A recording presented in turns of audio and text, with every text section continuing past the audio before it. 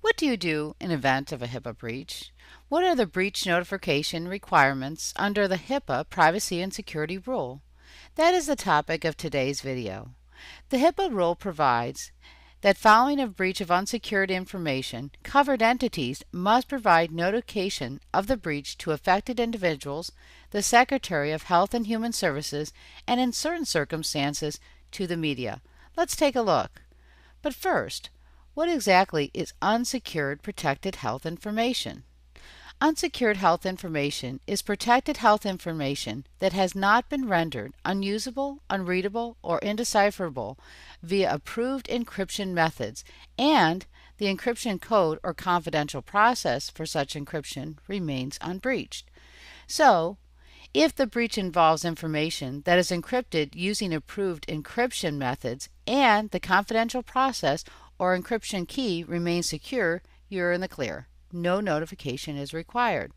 If not, if the information is not secured or the encryption process key has been breached, here's an overview of the breach notification requirements.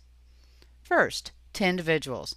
Covered entities must notify affected individuals following the discovery of a breach of unsecured protected health information.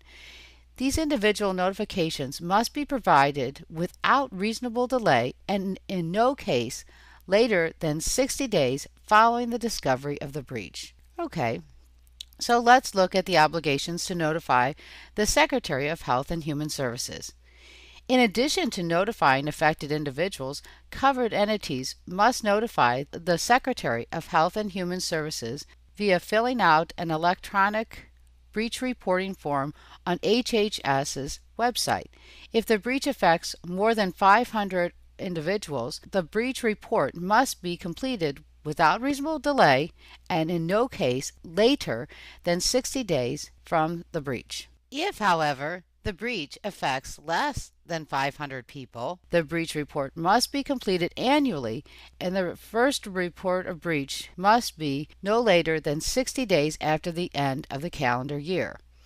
So, even if the breach is less than 500 people, covered entities still need to notify the Secretary of Health and Human Services. Okay, let's look at the media requirements. This only happens if the breach affects more than 500 people that are residents of a given state or jurisdiction. If that be true, covered entities must notify prominent media outlets via press release immediately or without unreasonable delay again, no less than 60 days of the discovery of the breach. But what about business associates? Do business associates have to provide notification? What happens in the event of a breach involving a business associate? Well, business associates must provide notices to the covered entity without reasonable delay and no later than 60 days from the discovery of the breach. And again, once notified, the covered entity must follow the notice requirements above to the individuals, to the Secretary of Health and Human Services, and to media outlets if applicable.